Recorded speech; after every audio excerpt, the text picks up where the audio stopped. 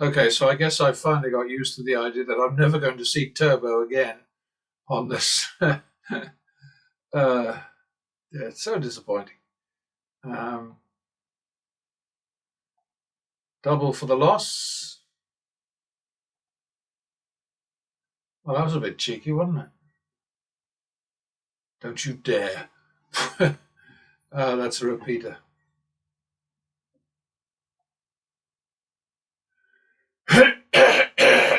Excuse me. God, I wish I could do something about this. Might even have to stop this for a second.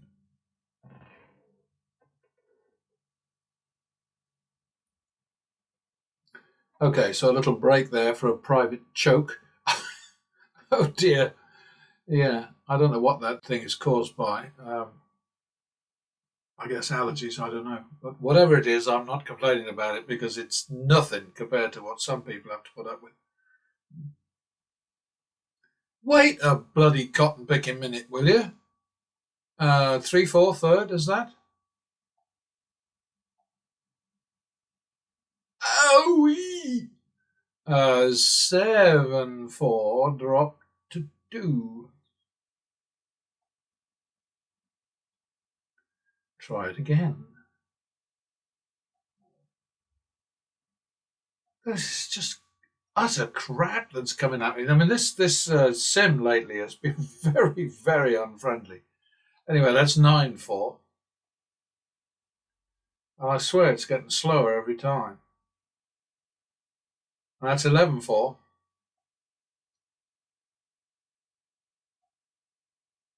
And that would be 13-4. This is just ridiculous.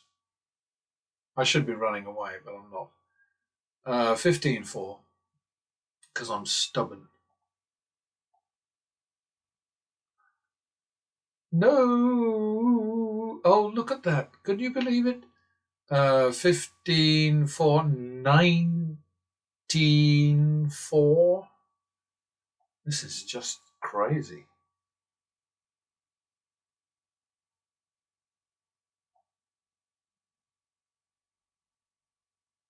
Dealer 22. I can't believe it. So 17-4, which is not really good enough.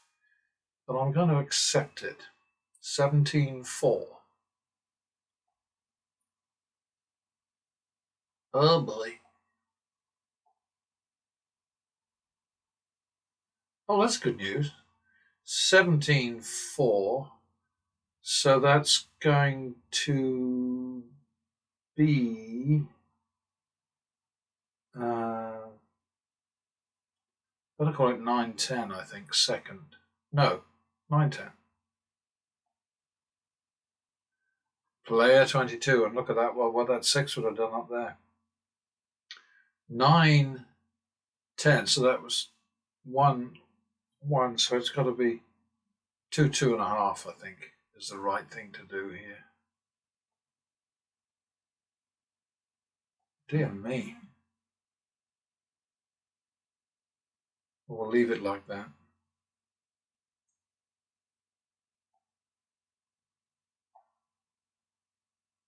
So 4.5, 5. That means I need to go to baccarat. So we've got plus 95775 in chips and a marker of 100,000 on the other side.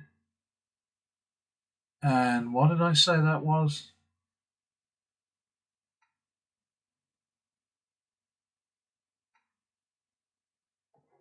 See, I should write down the bet before I write down the thing because I just don't have the mental capacity to cope with doing both. So we're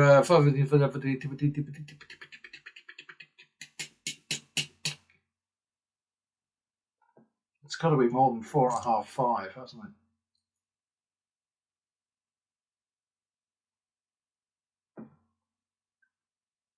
I think we better mark it down as 5-6 times 1,000, and we're going to go over to baccarat, as Mr. White likes to put it. I think it's him. Okay, so we're rolling over from a very nasty session at blackjack, which has left us 4,225 up shit creek. So now the bet here is going to be 5-6. The down and out is 5-6, but we have to wait for a player win. And I must say, I kind of like it when I come over from blackjack to baccarat, because baccarat can be challenging for sure. But when those blackjack shoes turn against you, damn, it can be seriously nasty.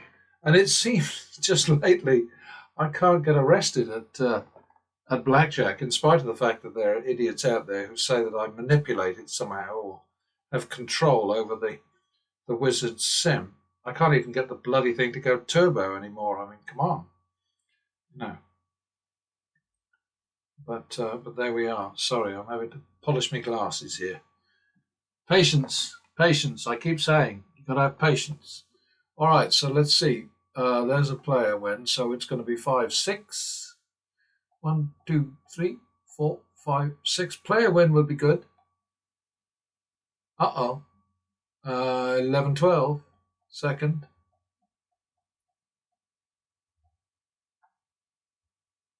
That would seem to be what we needed. So we're 4,225 down at blackjack, and we're 6,000 up at baccarat. So we're about 1,775 ahead. And yeah, this is an exaggeration of the way things are for most people. But I just watched Vegas Matt blasting 20,000 down on banker. He never bets on anything but banker, and losing it. And this is a guy who says his bets are relatable. I mean, what kind of crap is that?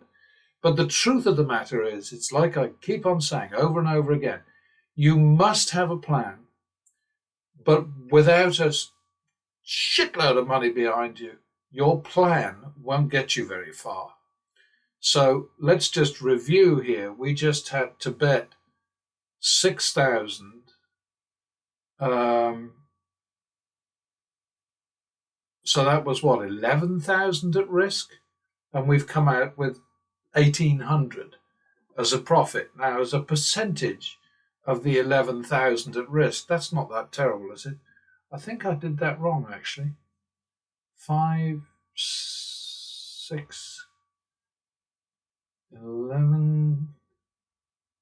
Oh, yeah, there's only been one bet. Yeah, I got it right. Yeah, okay.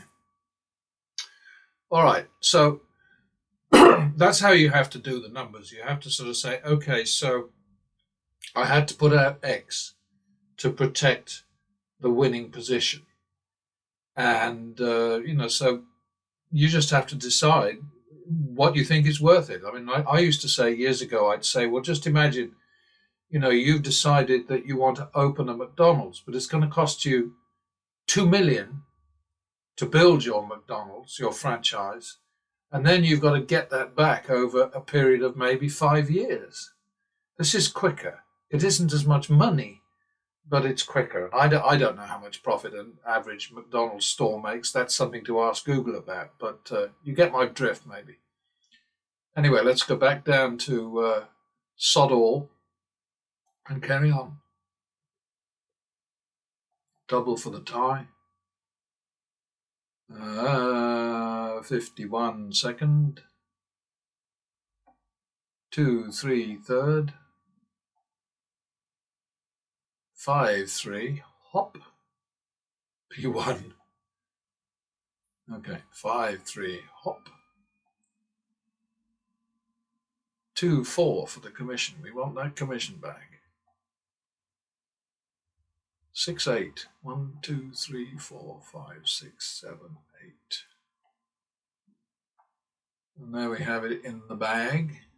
See, there's the commission there. You got to go after that. Well, at least I prefer to go after it. You don't have to if you don't want to, but I'm just saying. To me, that's the only sensible way to go. I used to just add 10%, but now I'm rounding up all the time. So if I'm in hundreds, then it's an extra 100 or whatever. Excuse me. I'm going to have another fit, I think. Damn ties, they should be banned. All right, so that's looking like 2-3 to me. Well, better be 2-4, I think. There we go. Back to the min on the banker. That is such a bad joke, and I can't stop myself. It's terrible.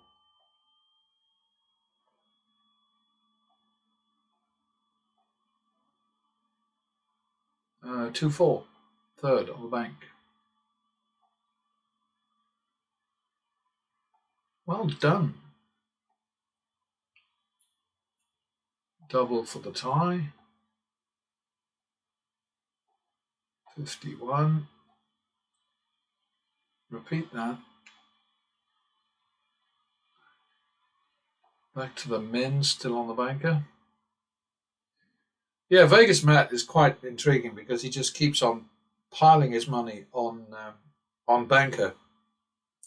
And in some ways, it's kind of like it's in line with the idea that if you have a consistent strategy and you just stick with it, then it's going to see you right over time. And his consistent strategy is to just go bang, bang, bang on banker. But he doesn't relate one bet to the next. So, okay, this time he put down a huge bet, which is it's an improvement on the way that he usually goes. But if he's doing one bet at a time, it really doesn't work. But I mean, he knows that better than I do. So, all right, it's +1, +1, double for the tie.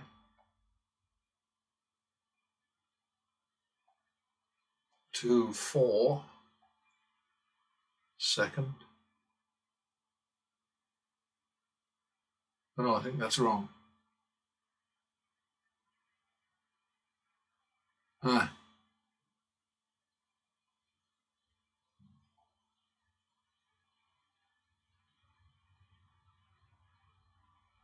Yeah, I think that's right. That's it. That's what I was supposed to do. Back to the min, still on the banker.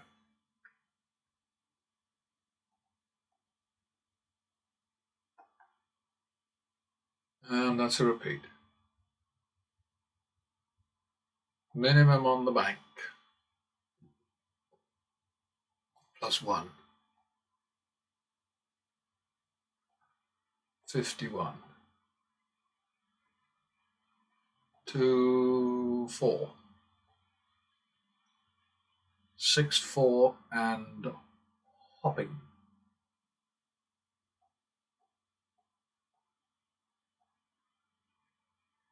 2-3. 1, 2, 3. 5-6.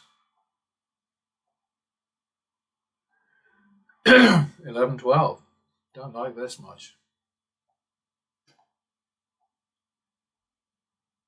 Even less now, so it's 2.5, 1.5. Hopping. P1. P2. Oh shit. 2.5, 1.5.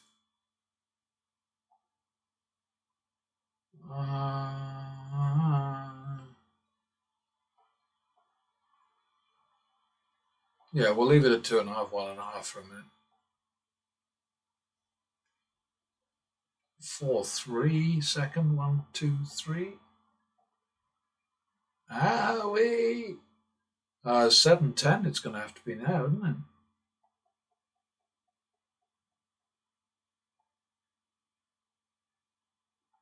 And there we go. Boy, we're raking it in here. Yeah, the Vegas Mac banker thing, I mean, there may be a plan behind it that I don't understand. I just said to him, I said, do you think maybe it's time for plan P?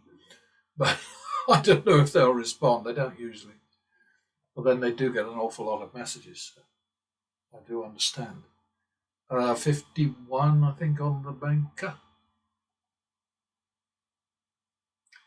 2-4, third. Try again. 6-4, hopping.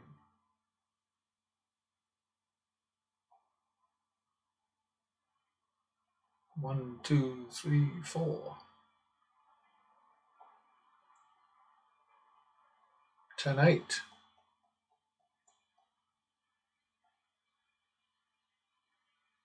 2-3. 1, 2, 3. That's not how it's supposed to work. 5-6. Bloody hell. 11-12. It's very volatile, this one, isn't it? Sorry. 2.5, 1.5 again.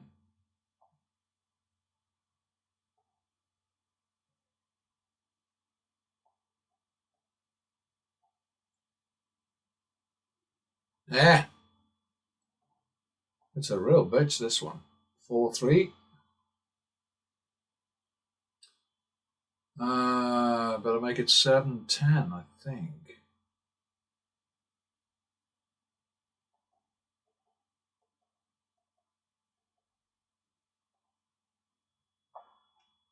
Okay. 17-10, hopping. We haven't been in this much shit for a while. Mind you, I should have been out of here by now. It's looking at 18-29, 17-10. I think I might run away from this one. I don't think I like it. So 17-10, and we'll be waiting for player on the next one. I was not paying attention there. That was bad. That's something you have to watch out for.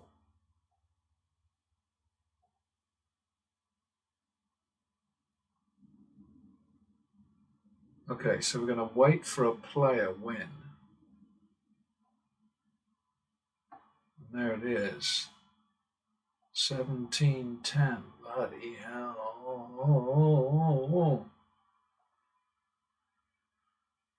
Okay, 7-8.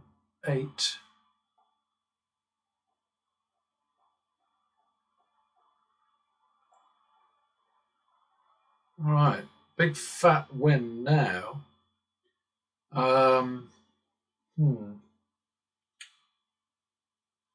13 minutes into this, we're only about 5 minutes into the other one, so I'll just get, excuse me, sorry, back to the minimum.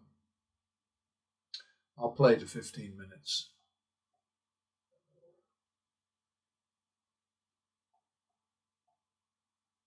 But the whole runaway thing, lots of people don't grasp that. They always seem to think of each shoe as being kind of an entity unto itself, and if you run away from it, then you're committing some kind of numerical or mathematical sin. And the shoes have nothing to do with anything. Shuffles have nothing to do with anything. Cuts, burns, all of those sort of smoke and mirrors things that the casinos love to throw at us to sort of, it's like the bouncing balls and the fireworks and the bright colours and the sort of the silly rules and the 50-1 bonuses and all of that kind of stuff. It's all just bullshit to distract us from the main objective, which is to overcome limited negative expectation, controllable negative expectation. So there we go. Anyway, what did I just lose? So we repeat that. I lost it again, so that's 2-3 on player. 1, 2, 3. There we go. Thank you, player. Not much longer to the 15 minutes now. But obviously I won't quit in the middle.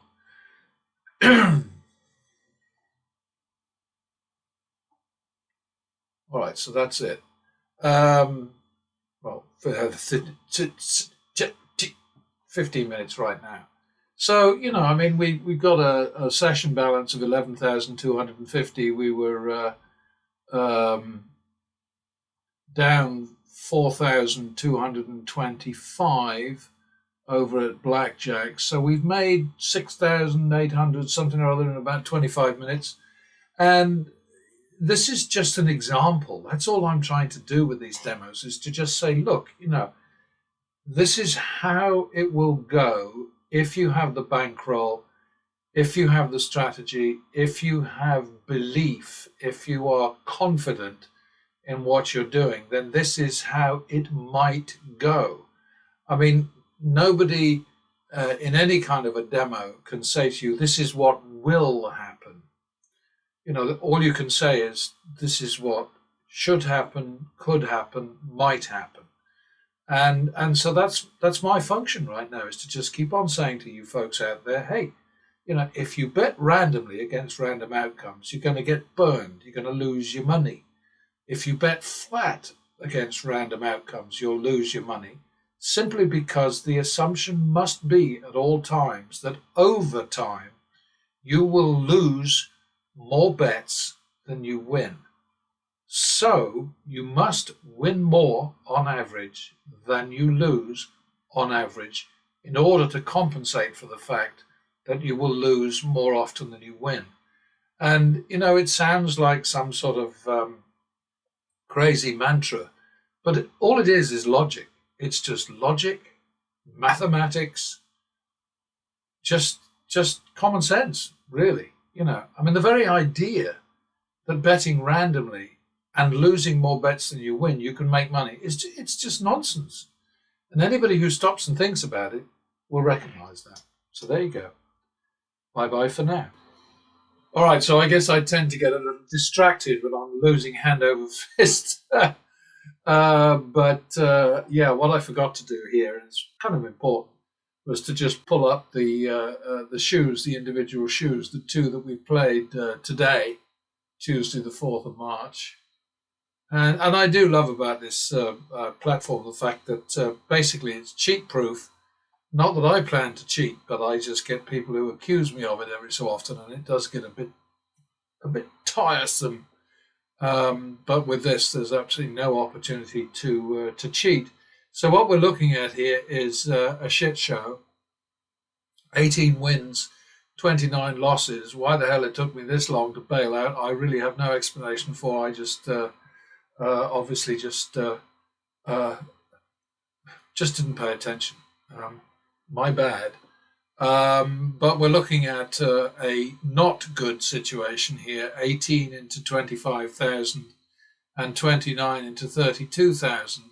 I think there might still be a tiny little bit of an edge there. I'll know that in a minute when I do the Excel thing. But it's really not great, is it? So the next thing to look at, obviously, is the next shoe, the winning session. And not many bets going in there.